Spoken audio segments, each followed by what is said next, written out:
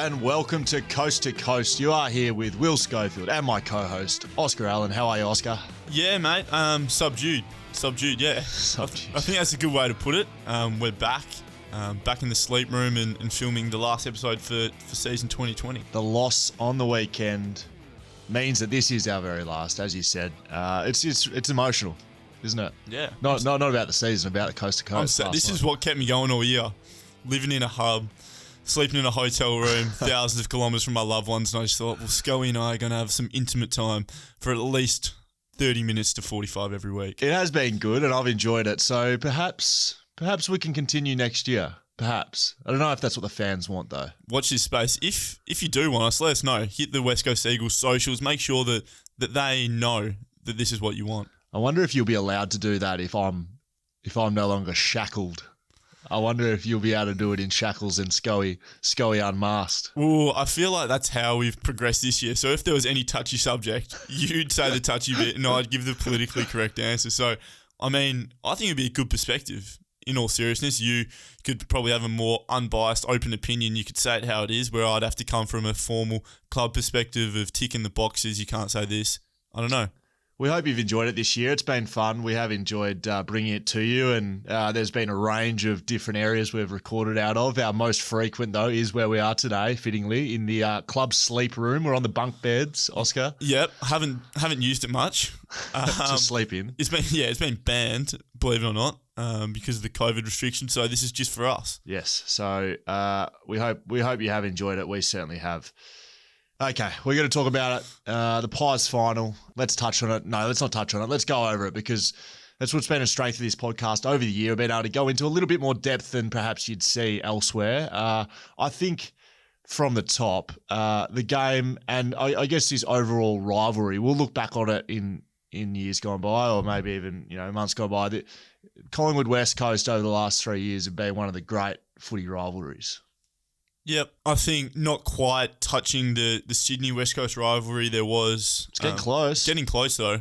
One more year of potentially meeting in the finals again. But I think, from a playing perspective, I think they've had the wood over us a little bit. Well, what has it been? So they won on the weekend by a point. They beat us... Oh, we beat them during the year. Convincingly. Yep. They beat us in... round 21 by a point in 2019. In 2019, hurting us getting top four. Did we play them again that year?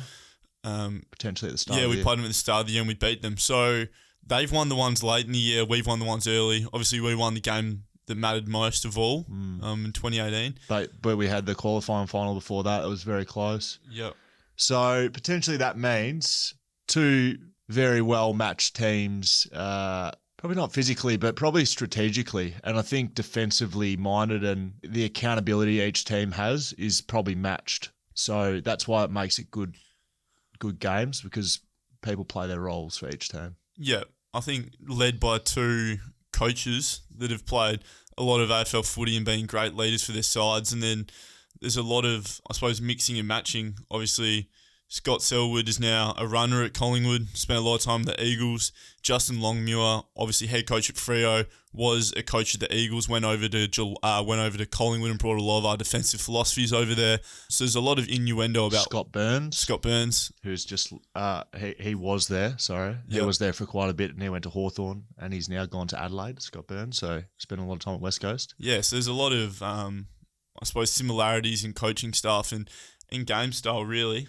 But that doesn't although I agree with you, that doesn't really mean anything. No, yeah. Like, if we have coaches from other teams at our club, we don't, especially as players, we don't really garner that much benefit from that, I would have thought. No. Do you agree? Yeah, well, I think the biggest thing is AFL's a pretty copycat league. So if someone's doing something well, people copy it. Bulldogs, Richmond. So us in Collingwood in 2018, I feel like we both played at a high level, and then we kind of copied and took things from each other's games. I don't know who took from who, but that's just my perspective. I feel like there's definitely a divide where there's the Richmonds, Western Bulldogs, even like Essendon's playing this rush surge footy, where there's also us and Collingwood and maybe Geelong playing more of a composed brand of footy. I know your perspective on that, but that's how I feel. Yeah, that's pretty good. Port Adelaide and Brisbane are probably a nice match of both. I think Brisbane and Port Adelaide have both got that knock-on, surge-on play that has been Richmond's brand for a long time. But they can also go into a possession game, probably like similar to we play at stages. So right now, you call it a copycat league. Those two are the teams you want to be copycatting off, and they've probably taken the best of both worlds, if you want to use that saying, and they're doing it well after both winning in their qualifying finals straight through to prelims. Let's get back on the Collingwood game, though. The Pies won by a point. Probably started with Mason Cox's first quarter. What did you think of that from the other end of the ground? Yeah, frustrating, especially when you can't really do much about it as a key forward. It's at the other end, but he was clunking him. And all credit to him, he took his opportunities, and that's probably something we didn't do as well, specifically early and then late in the game. We didn't take our opportunities that well, and I think they kicked 9 goals, 0 from set shots over the night, so that definitely helped them. That's been something that we've been quite good at during the year, is taking the most of opportunities, goal kicking, being efficient. We're an efficient forward line, and they were able to match us and beat us in that, I thought. And they took the most of their opportunities. I speak about that a lot on the podcast, about it's not necessarily a game of skill or physical ability. It's the opportunities that present you and how you take them. And they did it better over the night, and that's why they won. Heard a lot of talk about umpiring, selection, whatever you want to talk about. I think overall, opportunities were there for both teams. Collingwood took more than we did, and that's why they won. Yep. Agree. Talk to me about the last quarter. How did that feel in front of the crowd? It was a seesawing last quarter, and found ourselves fighting back quite a lot during that quarter. How did it feel out in the ground? It must have been a little bit different to the rest of the year, given we haven't really played in front of too many crowds other than at home. Yep, they kicked 2 goals, I think, late in the third quarter to give them a two goal or so buffer. Came out in the fourth quarter, and I think as we did all night, scored from centre bounce. Nick was really good on the night. And then Lamb, who was probably our best player for the night. Well, I don't think probably. He was our best player for the night. Kicked that goal, and then it came forward. I managed to get on the end of one, put us in the lead, and then Myercheck kicked a couple of absolutely top-class finishes. And then JK, JD late, and just ran out of time in the end. The people watched it, though. How did it feel? How did it feel as a player? That's what happened, but what was your feelings when all this was going on, back and forth, back and forth? What was your mindset? I still felt like we were in control, specifically early in the fourth quarter. I thought we're gonna beat them here, and then obviously you got to have that confidence that we're gonna win. And then late in the game, it had that feeling again of here we are, we're coming. But we, in the end, lapses probably hurt us. So we had a lot of the momentum in play. I think we had the first 9 inside 50s in the fourth quarter, and they go down the other end, and Myercheck kicks one on his left from the boundary line. And then their next inside 50, he takes a good contested clunk on Gov. Yeah. Where were you last play of the game? So from my perspective, watched the whole game in the box, and then with a couple of minutes to go there with down by over a goal. So before... Oh, yeah. Who kicked that last goal? JK? JD kicked the last one. So before that, I not that I had enough, I just couldn't watch anymore. It was highly stressful. So I went downstairs into the rooms, saw JD kick it on TV. I watched that part on TV, and then I went out through the race and watched the final minute from the centre bounce from the side of the ground, like right on the boundary line behind the fence.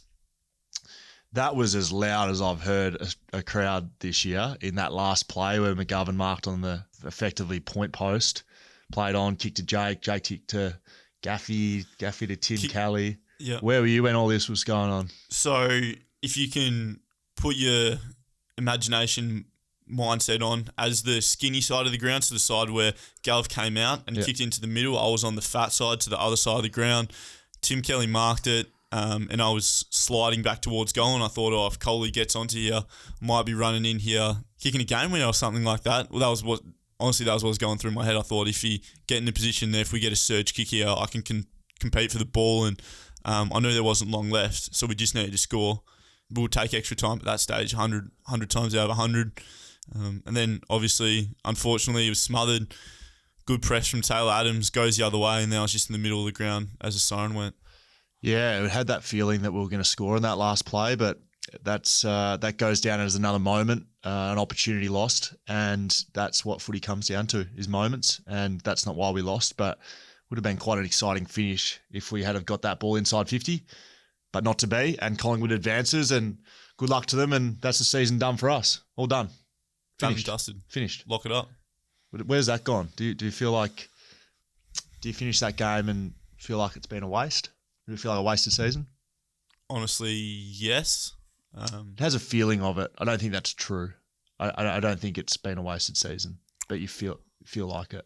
Yeah, I just feel like it went so quickly. I don't know whether it's mindset going into the game, but I felt like we had a lot more to give throughout the year. On the game day, and I think throughout the season, we've given everything we could. We've all sacrificed a bit, as everyone has. But the way it ended just kind of felt pretty abrupt, and like there was another tale to be told, but obviously not.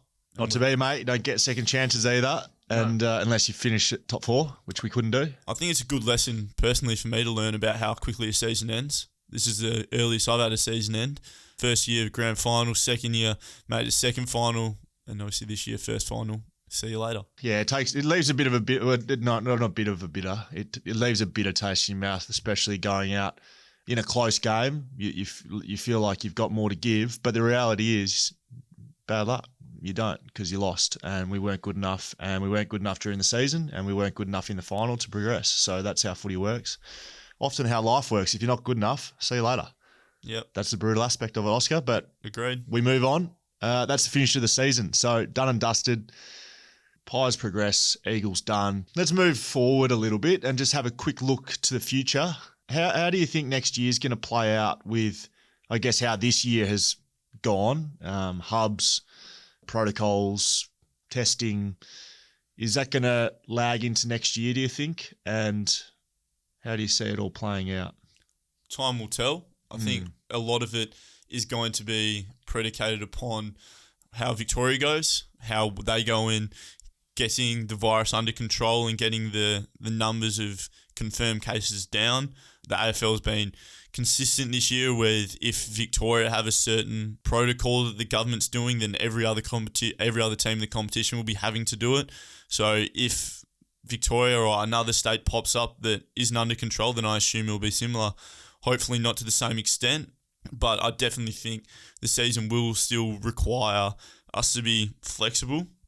I'm sure there'll be a certain extent of moving over to another state for a period of time, whether it be more than one game. I'm sure there might be a longer season. There might be more games played. The quarter length might be short again. There's a lot up in the air, but my initial feel right now is longer games just. So maybe an 18-minute quarter, a longer season throughout.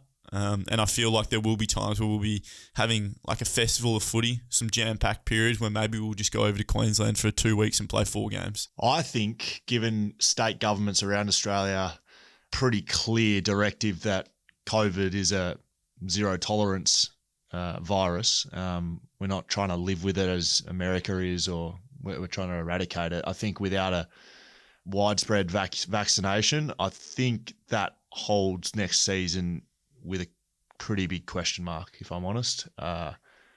International travel will open up again. You can't put a fence around Australia and ban people from coming in. Withstanding complete eradication, which I don't know if that's going to happen either. I think the season's not at risk next year, but it's not going to look like 2019. It's going to be somewhere in the middle. So all the best with that, Oscar. Yeah, because I'm out of here. Yeah, I do agree that the last point, it'll be in the middle. It won't be as extreme as this year, and it won't be as smooth as 2019. What about list sizes? We touched on that a little bit, and contracts and things during the year. Still a fair bit of uncertainty. I read an article saying there's well over 200 players still without a contract for next year, which is a lot higher numbers for this time of year than usual. Usually that'd be a quarter of that size, with people just waiting on a few delistings here and there at a few clubs. But over 200 means there's over 10 people each club uncontracted. 25% of the league currently without a contract. So with the unprecedented and unknown with what's going to happen with the list sizes, I think clubs are just being cautious, not rushing into deciding things too quickly. There's still a period of time and clubs are still going. I think that's the other thing. This time of year, the season has normally been done and dusted for a couple of weeks and people have had time to have exit interviews and plan for the future. A lot of clubs haven't been able to have that yet. But you look at our club itself, we played 18 games this year. We had 38 guys play. If you want list size cuts, I'm not sure how many more you can have because I think our regular list it's 20, is it 38 main listed players? And then 4 rookies and 2 Cat B rookies. Something like that. So 38 main listed players played this year. So I can't see, maybe could trim it to, maybe trim some of the rookies or trim to 36, but I can't see you going much shorter than that. I've got a solution. Go on. And it's another coast-to-coast exclusive. I know. Yes. And do you think that we're going to be right? Yeah, we are. Yep. Something that solves all of this, and it's not ideal for guys that are on lists, but yes. But it's potentially quite good for people that aren't on lists, is being able to have a free agent pool like American sports do, playing in the state leagues, and you can add at any time. There's no restriction around it. So if you need players, you just pull them out of the waffle and you sign them to short-term deals. I say waffle, but state league. But let's use West Coast as an example, right? They cut list sizes to 36, 38 maximum. And we're getting towards the back end of the season. We have a run like we did this year and get a lot of injuries. You bring in let's call him an experienced player, someone who knows the ropes around finals time. You bring them in on a short-term contract. There's no guarantees. They don't have to take it if they don't want to, but it creates a fix for AFL clubs. It creates a little carrot for guys playing in state leagues to be playing with good form. And I think it's a win all around. There's always someone that loses, though. State league teams lose there. Coming into a finals campaign and your best player suddenly signs a 4-week deal with the West Coast Eagles. Not going to be happy there, but I don't know. I don't know who you put first there. I think that sort of solution would fix a lot. I love this. So I've been speaking about this. I'm not sure if I've spoken about this with you maybe a couple of years ago. The main issue with this is you need to start implementing what we call a no trade clause or trade clauses into contracts. So they have it in the NFL and NBA, whereas if you want a contract, you can request, I want a no trade clause, which means I can say, the club wants to trade me, I can say, no, I'm staying put. That increases the value of your contract. So you might do that in exchange for 50 to 100 grand a year less. You have to take that cut off your contract. You won't be able to get a max contract whilst having these clauses in. Why? Well, players will want to have some security. Like but why do you get less money for? Because you as a player now have more control, being able to say, no, I'm not getting traded. Right. So as an exchange of giving up your power, you lose some money or vice versa. Okay, so the club gives you a bit more power, but they pay you less money. Yes. Okay. But the other interesting thing is with first year or drafted players, their wages are still really good for an 18, 20, 19-year-old, 20-year-old. Just depends on, is that enough to be able to just uproot everything and move to another state? I know in American sports it's different because... But are you going to sign an 18-year-old on a 4-week deal? No, but I mean, like if, say, someone was drafted and they wanted to be... The club wanted to trade them straight away, say in the middle of the season, an 18-year-old. In the NFL, NBA, it works pretty significantly well because players' base contracts are $1 million. So they can just uproot their lives and buy a new house in a different state, do whatever they want. When your contract's $85,000, I think it becomes a little bit more difficult. That's not something for me to work out, but what are your thoughts on this? Yeah, I just don't think clubs are going to add a 18-year-old on a 4-week deal. Like, I don't see the benefit in that. Like, you're going to be bringing in guys to cover when it's not necessarily improving your list. I mean, maybe it is. Maybe clubs do look at it to cheat the system a little bit, cheat the draft system, bring younger guys in. But I would think that it's going to be more the mid-range, mature guys that can come straight into a team. Like, you're not bringing an 18-year-old out of the waffle to go and play centre forward for you. Do you think there will be an increased availability for players on contracts? So a West Coast Eagles player, it's round 12. Someone at the West Coast Eagles isn't getting a game. Someone at Geelong isn't getting a game, but they'd both be playing at each other's clubs. So the club goes, oh, we'll straight swap you in the middle of the season. Do you think that would be a possibility? I would like to see free agency out of state leagues brought in before you loosen trading in season between clubs. Okay. That's just an opinion. I don't really have a reason for it. You obviously think differently. No, I think, I'm the same. It's interesting. As soon as you do that, it becomes more so it's an individual sport amongst the team. Like, you're more worried about your own livelihood. Obviously, we all are, but guys in the NBA, NFL, like, they're not mates with each other because they can just get uprooted and move so quickly. Yeah. That's also a smaller team sport, though. Yeah, but hurts the culture and stuff. And then it comes to Eagles are playing, say, Eagles and Collingwood are the two best teams. You trade a young player at the Eagles to Collingwood 4 weeks out from finals with no intention to play them, but just get all the game plans and stuff for them. Maybe. Yeah, I don't know. Maybe we get there, maybe we don't. Like you said, there's going to be a fair bit of uncertainty around contracts, around list sizes, around everything next year and what footy looks like. So just remember, though, you did hear that first on Coast to Coast when they start bringing people out of the state leagues on short-term contracts. You heard it here first. On the 8th of October, 2020, and it is exciting. Hi, Josh Kennedy here. You're listening to the Coast to Coast podcast hosted by Will Schofield and Oscar Allen. Welcome back to Coast to Coast. You are here with Will Schofield, Oscar Allen, our last ever podcast for 2020.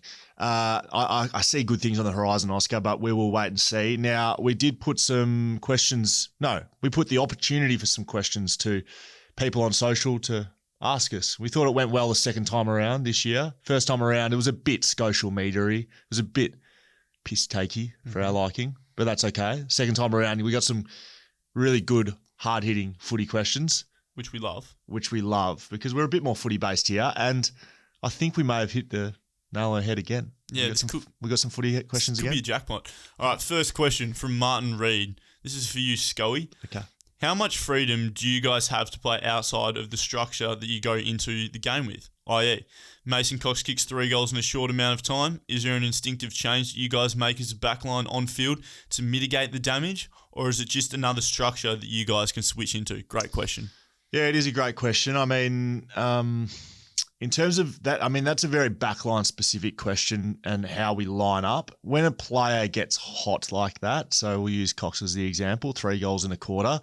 First of all, likely to have matchups on specific players. So Tommy Barrass had Cox when he was hot, and he will likely change potentially starting positions that he's playing on Mason, but sometimes you just can't stop things in footy. It's pretty rare that you actually get guys getting hot like that in this day and age, and I don't want to say this day and age, but the ways footy's played now, it's very much a team defence. Like, you don't have those one-on-one battles of yesteryear in the 90s. It's, yes, Tommy was matched up on him, but you're able to help each other a lot more as a backline. So you've really got to shift your mindset to, well, how do I stop him kicking another one, rather than worrying about, he's kicked 3 in a row, he's going to kick 15 goals, because it's easy to think like that. But with experience, you get to move it on to things you can control pretty quickly. So to answer your question, we probably don't change too much structurally. It's probably more of a mindset change. Do you need to help out more in the air? Do you need to change your starting position when you're starting on that player? Yes, there's structures we can hope to halt momentum of a team, but individual players like that getting hot, sometimes it's difficult to stop. Yeah, you can, the 666 rule, it's stopped, putting a number behind the ball as much. Teams used to just grab a player off a wing and chuck him down in front of Mason Cox and, that'd be the end of it. But you can't really do that, especially from centre bounce anymore. So there's been a few changes over the last couple of years that have stopped that sort of play. So I think it's more of a mental adjustment rather than a physical one. Yeah, I think as a whole team, we've got some different styles of play we can go into, and that's led by our on-field leaders. And a lot of our leaders are in the back line. So they're almost the gatekeepers of how we play the game, but individually, like you say, it's very tough to change anything. I've got one for you, Oscar. Okay. Joanne Tanner. The Tanner. Tanned. You are being shaped to be the leader. I'm going to say, she says the leader, but I'm going to say one of the leaders, okay? Is that all right? Yeah. I don't want to blow your head up. Yeah. You're being shaped to be one of the leaders in our front line. Does this additional expectation put extra pressure on your shoulders to try and perform every game for fear of naysayers or is it just part of playing in the current competition? So I think she's talking about external expectation that you are being touted as a future leader of the footy club. And are you worried about outside expectations? Yeah, short answer, no. In the current game, everyone's got to take on a leadership role and be on the field, communicate well with each other, particularly the point about worrying to perform in fear of naysayers. I think that's one of the worst mindsets you can have, thinking I'd better play well today because if I don't, people are going to come after me. I don't think that ever works, and that's a very external motivation. I want to play well so people like me in the media or people don't say Oscar Allen sucks. I'm more internally motivated in terms of I want to do this for the team's sake. I want to do this individually because I work hard and I deserve to be successful. They're the reasons. And on the point of being a leader, I mean, everything happens naturally and progresses naturally. We've got so many. From outside the four walls, it's hard to see who are the leaders, I think, sometimes. But currently in our forward line, I think one of the most underrated leaders is Jamie Cripps. I don't know how many people mention him when you talk about Eagles leadership, but he leads our forwards really well. Obviously, we've got JD and JK down there, but Cripper is another one. So I'm still deep in the pecking order in the forward line, that's for sure. Leadership isn't something you can really force either. I think it's going to be a natural progression, like you just said. So external expectations is something that's forced leadership, and I don't think it works. And not so much at this club, but I've seen it at other clubs where that external public, he should be captain, he shouldn't be captain, he should be in the leadership group. It looks like it kind of plays a part in decision making, which I think is garbage because, like, what are you going to do? Have a publicly elected leader? How's that work? How you meant to lead your troops, your players, the relationships if you're, externally nominated? So it's the right attitude to have, Oscar. I like it. Next question is from Taylor Dawson. Scoey, who will take on the honoured and most important fine master role now at the club? Very, very good question, Taylor. Very important, imperative role at the footy club. Look, without giving too much away, I've had a protege working underneath me this year. Yes. And it's TB, so there you go. Thomas, 25 today, quarter of a century. Tommy Barrass has raised the bat mark at 25. Yeah, Tom Barrass will be fines master next year, I believe, if he chooses to take up the position. There's not a lot of a handover, for honest. It's literally me out the door and someone else is going to do it, but it is an important role. Big for culture. Mari Brigg asks, what will the boys be doing in the off-season to keep fit and ensure greater success in 2021? It's probably a question for you there, Oscar. Yeah, I'm not sure how much fitness work you're going to be doing. Could be playing footy next year, mate, so make sure you don't get dropped into the waffle. No, you will bash me up. At the end of each season, we have 2 weeks off legs, just make sure everyone gets their bodies right. We all have individual screening and reviews, so if guys have been carrying an injury throughout the season, have surgeries, get that sorted in any way they can. So that process is going on currently at the moment. Yeah, you're actually, you've been requested by the doctor as we speak. You're apparently meant to be in there right now. I actually got a text message just before. From who? From our doctor. Saying, can Oscar please come in and see me after your podcast? All right, perfect. So there we go. I'm not going to say what I'm having done to myself this off-season. Have you got any surgery? Have you got any potential surgery? Yeah, I do. Okay. Yeah. So, most players do, right? Yeah. Like that's just a part of playing footy. Yeah. So then after that surgery, we'll start loading into a training program, and our sports and conditioning staff are really good with. We all have individual programs. So I'll be having surgery, so I'll be coming off a delayed, I suppose, load into training. A lot of people think, you got to be at your prime fitness day one when you're back at pre-season. That's not the case at all. It is for some players, but people who have, I suppose, compromised pre-seasons will be building to be at their peak fitness come round 1 in the AFL season. I will say on that, though, you need to have continuity in your season.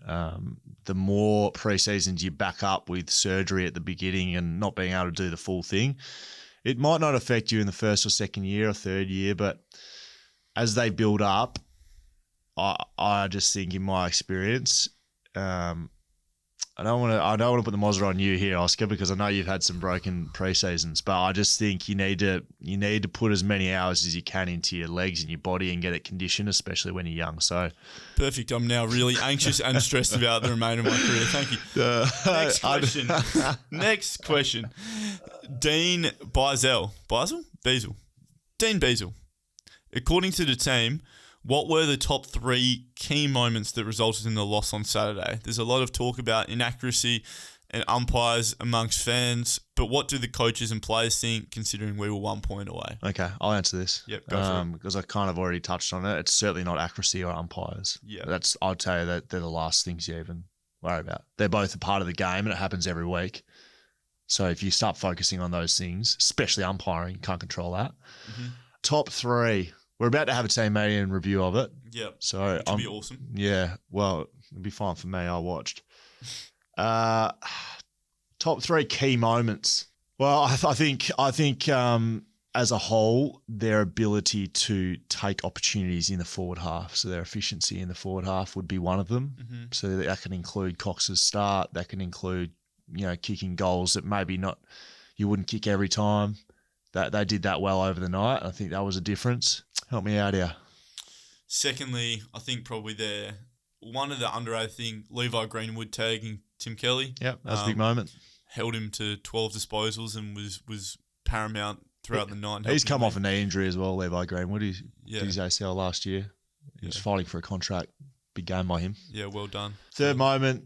Probably us not taking our opportunities, maybe. Yeah, probably flip side. Yeah, the opposite to Collingwood. Their defence were pretty strong. Yep. Held up throughout the night, so they're probably the 3. Good question. Belinda Nolan, last one. Scully and Oscar, will you be doing coast to coast again next year? We're going to try to. Yeah, we will. Watch your space. Yeah. There's obviously a lot to go a lot of water to go under the bridge. We're not sure with the protocols with the AFL what's it going to look like with. So I'll be a listed player next year unless something goes drastically wrong in the next 24 hours. Scully isn't, so I'm not sure. Unless something goes drastically wrong in the next 24 hours. Yeah, unless something again goes drastically wrong.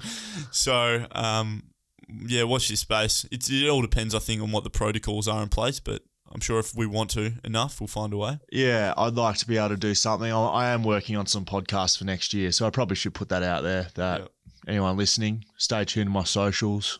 I'll get something together for you guys. No, it's been a fun journey over the last 14 years. Probably the last 10 I've been doing podcasts for the club. And I'm going to look to continue with that on next year, which will be great fun. That's it for the fan questions. Let's have a couple of final year summary questions. These are from us. And just sum up the year and say bye-bye. Yep. Who's going to win the grand final this year? I think Brisbane will. I was really impressed with how they played against Richmond last week. It's not a reason that they're going to do it because they're playing great footy, but they're on the home ground. If the grand final was in Perth at Optus Stadium, people would be calling us favourites. If it was in Adelaide, Port would be $1.10 favourites. Yep, but that's not the biggest reason. I think they're playing the best footy. Port Adelaide very close to it though. Port Adelaide, I've got some good. I can see they get it. They get the vibe. They got the team vibe happening. They got the juice. Yeah, so that's going to be an interesting one because Richmond, as we know what to do in finals. Yeah, they're tough. So, yeah, my pick will be Richmond. How about that? Bang. After saying that. Bang. What about us? Who's been good for us this year? I want a top 5 of the best and fairest with a winner, please. Top 5 will be... Our best and fairest is really about playing every game. So I think Nick missed one game, so I'm going to go Brad Shepherd wins our best and fairest. And then do you want the whole 5 in order? Or the other 4 just blocks Hey, look, up? depends. Brad Shepherd will win our best and fairest. Nick will come second. Liam Ryan third. Gaffey fourth. And Liam Duggan fifth. Okay. Thoughts? Yeah, I like it. You like it? I like Duggo. I like him a lot. Top 3 I like. Liam will be top 3. I think Liam will be top 2. You think Liam will beat? I think he'll be top 2. Yeah. I don't know who's going to win. I take you on notice that Nick missed a game. Yeah. I think Nick will win it. Really? Followed by Liam. And then Shep, Duggan and Tom Barrass around at the last 3. No Gaffey. With no midfielder. Nick being the only midfielder. Okay, I like it. That's what I'd like to see. I like it, yeah. I'd like to see it too. They all deserve it. saw an interesting stat while we're talking about Nick Nat. Do you know how many marks he had this year? 7.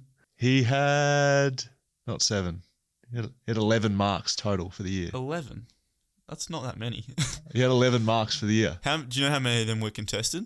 Were Kentuckies? Well, he had that one on the weekend that was contested. Took a bit of a hanger. Yeah. Well, I just found it interesting. That doesn't mean anything about anything really. I just found it an interesting stat. He was the lowest marks by any All-Australian player in the history of the game. Well, which is fine. It doesn't mean anything. He's still the best ruckman, but just interesting way that I think he's potentially adapted his game a little bit to possibly mitigate injuries to an extent. I think it's interesting. It shows guys can be effective in different roles by doing different things. As a ruckman, some ruckmen have 7-8 marks a game. Nick doesn't do that, but he has 7 or 8 clearances a game, more than any other ruckman. Yeah, you look on the flip side, you see he probably had the most clearances of any ruckman in the AFL's history. Yeah, so you can pick apart stats. Stats are deceiving. That is good. Context important. Okay, so we've gone with who have we gone? Nick Nat and Brad Shepherd. Yeah, I think Shep will win it. Okay. I'd like him to as well. You like him? Oh, you'd like him to. I'd like him to. I thought you said I like him too. No. Realistically, Nick or Liam could win. Well, anyone can win, but I hope Shep does.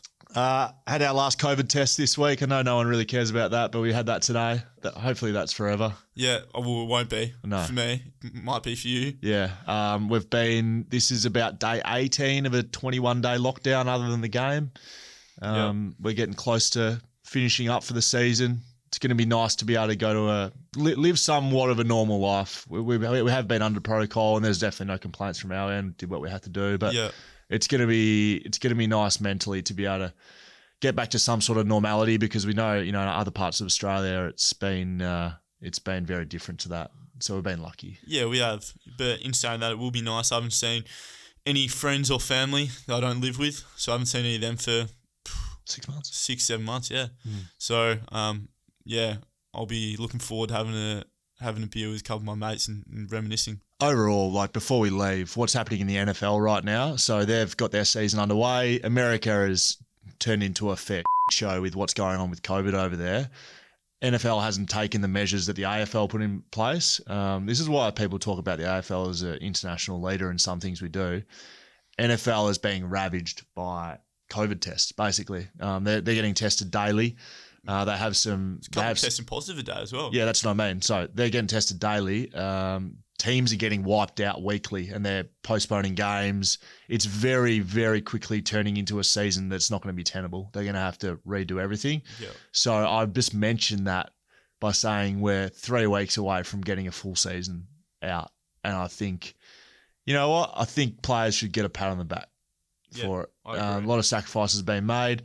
Yes, we've had exemptions that the rest of the public wouldn't have made, but taking a pay cut, shut yourself off from society for 6 or 7 months, and put a product out there that hopefully has benefited more than just footy clubs, more than just people inside them. Being able to keep people in jobs inside the whole AFL industry, keep players in jobs, keep media, everything's involved in that. And we've been able to do that under pressure from COVID. And I think it's been I want to touch wood here because we've got 3 weeks to go, but I think it's been a pretty good feat, amazing feat by the playing group to get it out. Yeah, congratulations and well done to all. Hopefully it finishes off well, but I think we've put a pretty good product out there, and it was spoken about when we were discussing what we want to do this year, and a lot of places are not going that well. Obviously Victoria for a period of time was really struggling whilst we were playing, and one of the big things was to give people something to do, turn on the footy for the weekend, give them a break from their life, whether they were struggling from financial stress, loss of job, relationship stress. So, yeah, I'm glad we could do that. Final question I've got for you. Okay. Who was the biggest improver at the West Coast Eagles this year? I know one and have it locked and loaded. You tell me.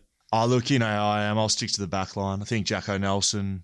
I think our high backs, Jacko Nelson, Liam Duggan, Tom Cole would be my 3. Seen a lot of improvement from them, a lot of versatility, playing in the midfield, on the wing at stages in the year, and have all 3 have taken their game to a new level.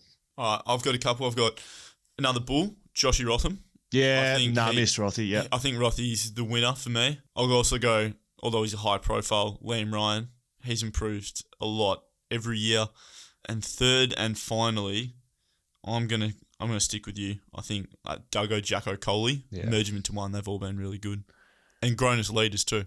Yeah, so I think overall the club's looking in pretty good hands. I've left it in a good space, been here for a long time. The saying goes, you want to leave places better than when you got here. And I think we're in a better space. I've seen a lot of negative commentary over the last week after we, got bowled out in an elimination final, and, fair enough. Go for it. Seeing comments on game style, comments on our list. But I think we've got a lot of emerging young talent, yourself included. I think we've got some senior players that can get the job done still. No, Schofield obviously hurts the club. But overall, in a good spot, great leadership coming through, and I'm going to enjoy watching from the stands with a beer in my hand. Beautiful. Thank you very much for tuning in this year, guys. Coast to coast. See you later. Bye.